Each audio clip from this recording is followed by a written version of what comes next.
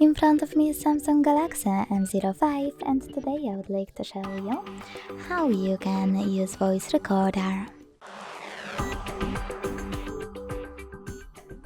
Begin by launching Recorder app and tapping on red button at the bottom to start. To pause it or unpause it, use the same one. To add a bookmark, click on the blue one.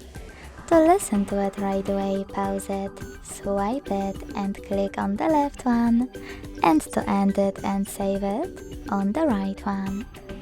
Then name it and hit save. Now to listen to it, click on it. To manage it, use all of those options, and lastly to delete it, hold it, choose delete and confirm your choice in the pop-up.